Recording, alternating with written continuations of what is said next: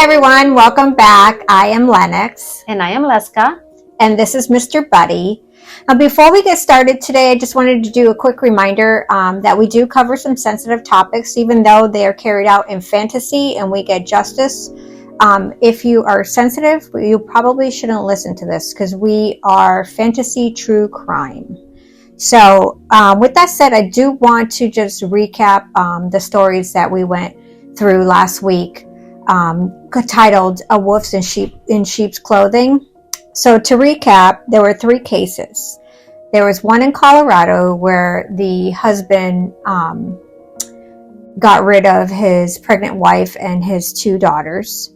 And there was another one where Taylor, a devil worshiper, dismembered her boyfriend.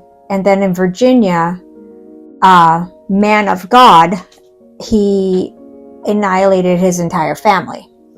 So those are the 3 cases that we are seeking justice for today. So let's get started.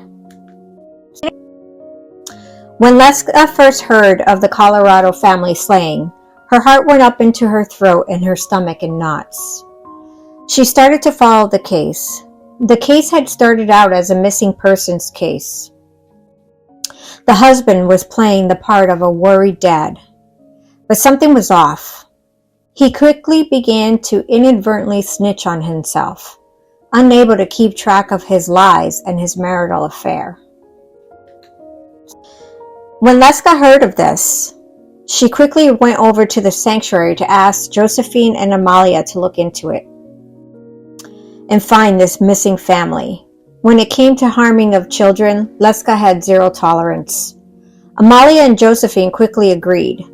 They started to investigate, and Josephine, she still had her credentials from working on the Kirkins case where they had uncovered the child mistreatment cult. She quickly called the department on the case and was immediately granted access to the detectives and their files. Amalia hacked into all the cameras in the area. The traffic cams, doorbells, home security, drones, and Android phone cameras. Apple was impossible for even a genius hacker like Amalia to penetrate, so we could not get that footage. It was a lot of footage to go through, so we called Olgard and had him gather the recruits to help sift through the information. The crew was all there by evening. I broke them up into teams. The Triple Bros and Amalia began to go through the footage, while Leska, Olgard, and I headed to Colorado to work with the detectives. Bully, Carnita L.A., and Vetrani also went to assist in the search party. Shortly after arriving in Colorado, we hear about Taylor in Texas.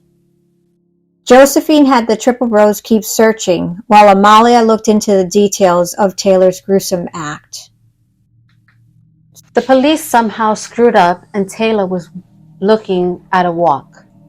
In their emotional state, never experiencing such a vicious, gruesome murder, they forgot one detail. Understandably, Josephine said to Olgard, "This is not going to happen." She decided it was best to send Carlita Ane and Vetrani to get Taylor to confess, revealing some detail that the police could use to rebuild their case. Josephine transformed into Lenox. We need to act fast. She started to go into a meditative state to clear all the noise in her mind. When she started to feel herself floating, she was abruptly interrupted by Leska, another family in Virginia. But this one was slain in their home. Only the husband survived. Tears rolled down her cheeks. Lenox made the decision of sending Bully there. Lenox would attempt to try and feel the Colorado family's fear and pain, but it was silent. She knew this meant they were not alive, but she kept it from Leska since she was already on the edge. Leska came back into the room asking, "What's happening?" "More cases are popping up all over the country." Lenox replied, "I have an idea of who's behind us, but first let's take care of these cases, and then I will go to the source." Olgard came running into the room. Amalia and the bros found the family, he yelled, and where they suspect they are. It doesn't look good. They were able to piece together a timeline from the ring cameras and traffic lights and a kid's drone footage. They appeared to be in an oil refinery. Lenox reverted back to Josephine. Though since the saving of Lady Liberty, the world knows of her existence, they do not know that she is Josephine. Josephine went to the detectives with the information. A fleet of first responders, canines, firefighters, all made their way to the refinery, while Detective Sanchez with a few uniformed police went to arrest the husband. Leska yelled out to them, "Don't forget the mistress. She's in on it," she yelled, while looking through the information Amalia had uncovered. A judge quickly issued arrest warrants for both. I decided to task Leska with assisting in the interrogation. She did not need to see what we were about to uncover. Meanwhile, in Texas, Vetrani and Carlita Ane went to Taylor's home.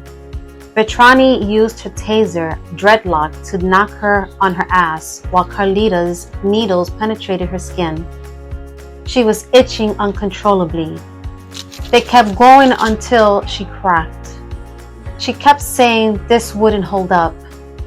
She would not confess. Vetrani laughed. "Do you really believe this won't hold up? We are not police.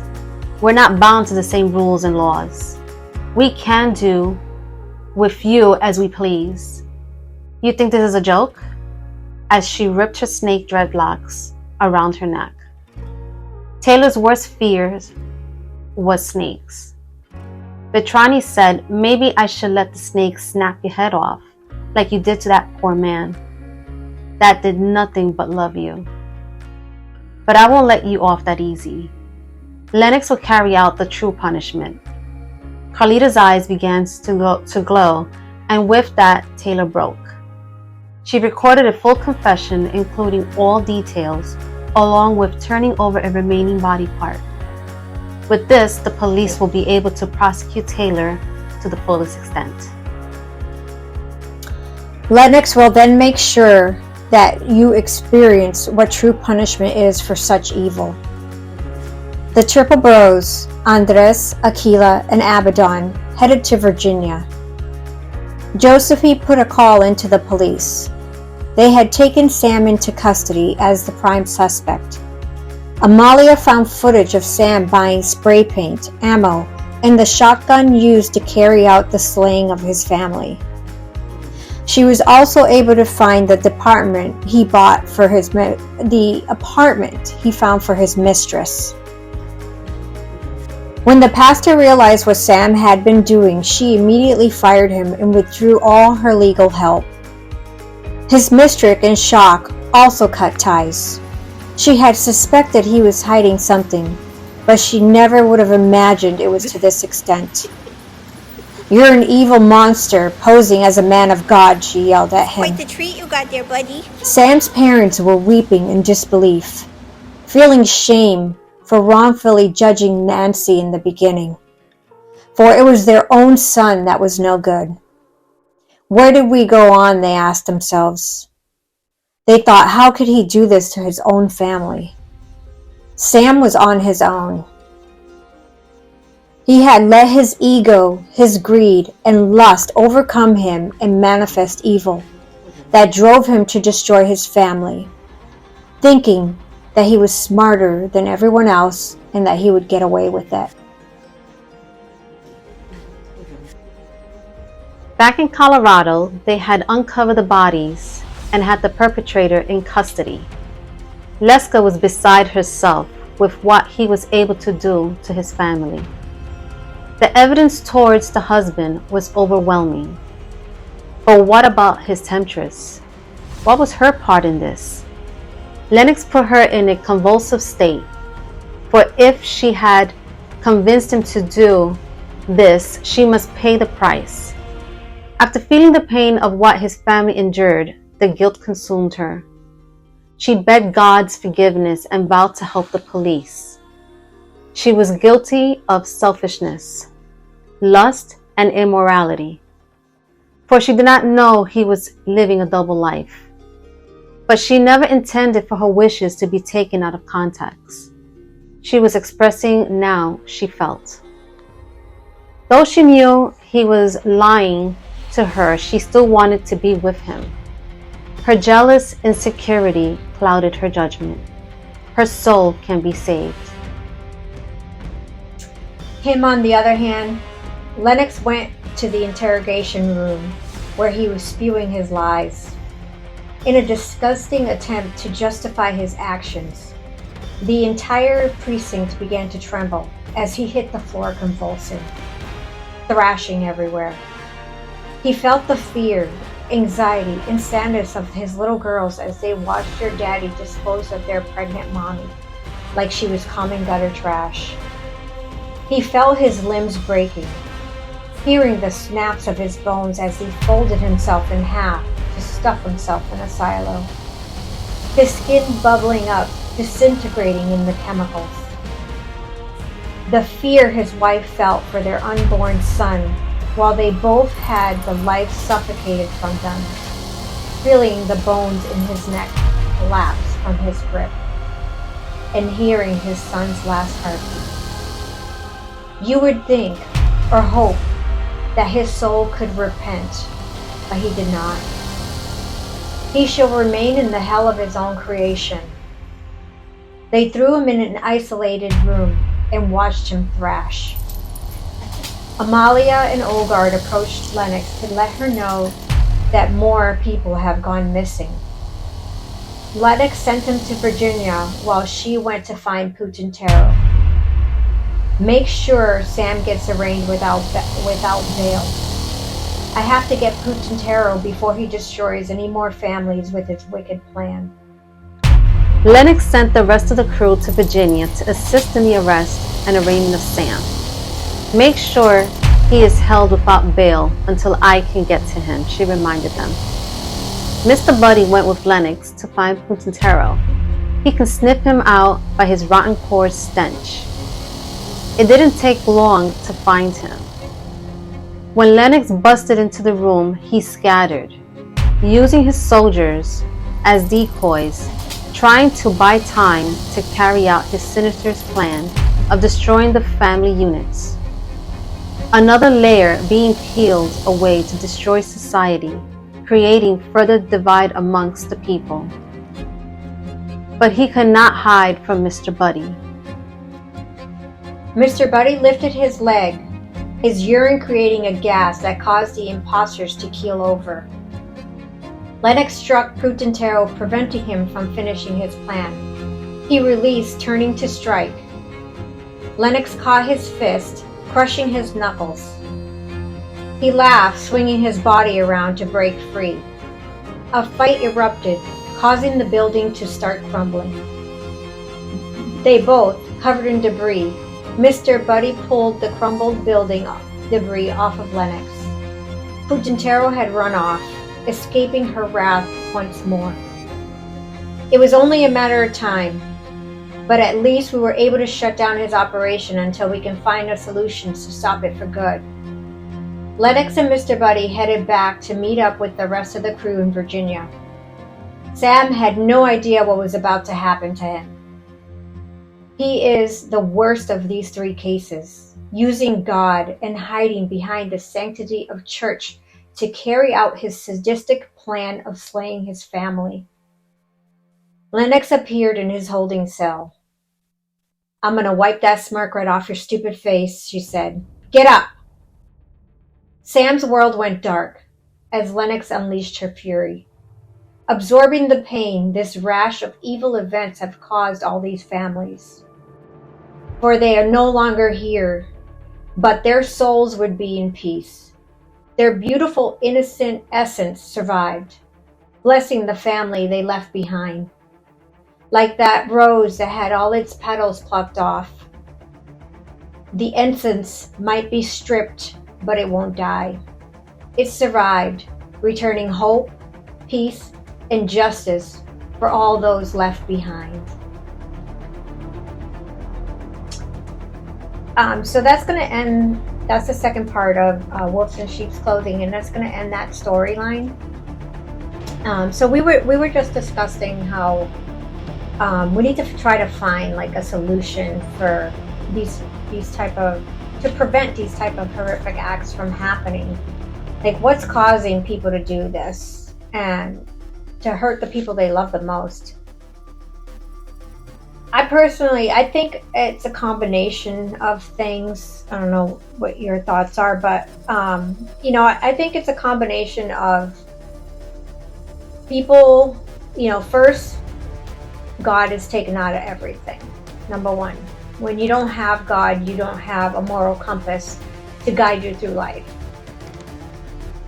My opinion, you can disagree, but I do believe that. Secondly, is they've stripped the parents' rights to raise their kids as with discipline and structure. So these kids are growing up not knowing that there's any consequences for their actions.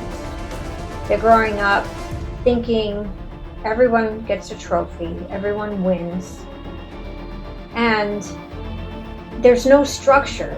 They don't have coping skills. And I think these kids are becoming adults and carrying out a lot of these vicious crimes because they're lost, and when you combine that with the excessive drug use in this country and all of it combined is just exploding and causing people to commit these horrible acts of violence for no reason. It's almost like they can't cope and rationalize things in their mind, so their first act is violence. There needs to be a way for people to be able to cope with their insecurities and with their stress. A creative outlet or play sports, something to get out the aggression.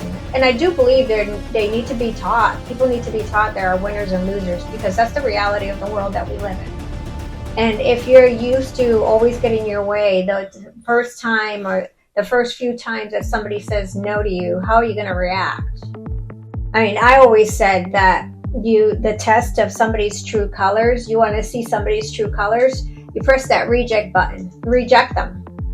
And you're going to see exactly what that person's really about. You'll know what their character is, how they handle that rejection. Are they going to take it in stride and be like, okay, next time? Or are they going to act out and try to do something to you or to maybe your property or whatnot? So those are some of the things that we were discussing. I don't know if you want to add to that or give your opinion. Those are my opinions.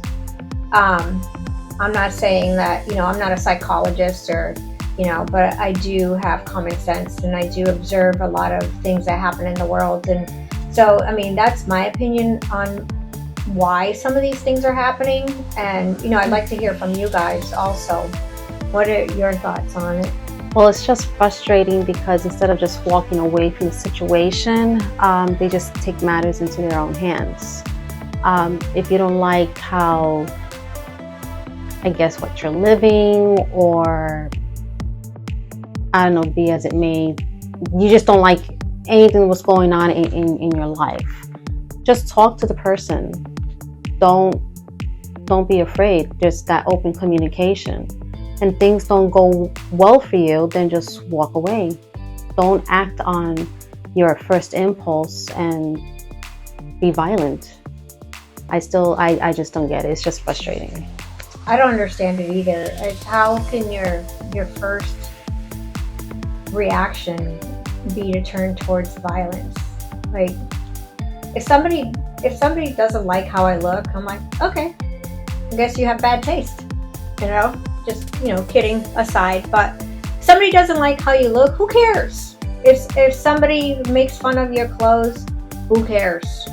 Like, a lot of people will say, that lack of communication is also, it's weird how we have lack of communication even though we have every tool, every app, all these social media platforms to communicate with each other, but yet it's almost like we forgot how to interact with people in person. If you're being cyberbullied, don't go online. It's quite simple to fix it. If people are being mean to you, then you hit the block button. You don't go and shoot them up or do stuff like that. It's not worth destroying your life over a few bad people that are out there that don't have anything better to do than to speak negatively to you. I also feel that something to remember is when somebody has that in them where they feel the need to say something so horrible about someone or make negative comments towards you, or not constructive criticism. There's a big difference between constructive criticism and negativity, and just trying to say mean things to be mean. If somebody feels that they have to do that, or they take that energy and put it on in writing and make fun of you and say horrible things, you shouldn't feel bad about what they wrote about you. You should think back and say, wow, I'm so happy I'm not that person, because they must be so unhappy with themselves that they take that action to try to make somebody else feel like they're less than what they are. So don't let that kind of stuff bother you. Find creative outlets, communicate with your kids. If you see red flags, you're in a relationship and you see red flags, don't ignore it. Take actions and precautions to protect yourself, protect your kids, and get yourself out of those situations. There's a lot of help out there. There's people who will help you. A lot of resources out there as well. So we just wanted to say that this is our service announcement for the week. But it's a difficult conversation to have, difficult topics to discuss. But we want to try to make people feel better a little bit, even if it's just through fantasy. We do want people to feel better and to feel like they can take control of their lives and make a difference for everyone. So I think that is going to do it for this week. Now, I know you guys met Bully and Putintero last week, a few days ago actually. So hopefully you enjoyed that. We tried to make it a little bit more comical. In the next coming series, it will also be a little bit more on the funny side, lighter side. So, like I've said before, though, this channel is about fantasy justice, fantasy true crime. So if you guys have any ideas or anything that's bothering you, or even if it's something funny and you want us to create a little bit of scene for it, put it in the comments below or email me and just let me know, and I will write a story for it. Don't forget to get a copy of the book. The link is always below on the description. And with that, we are going to say goodbye for this week, and God bless. Till next time.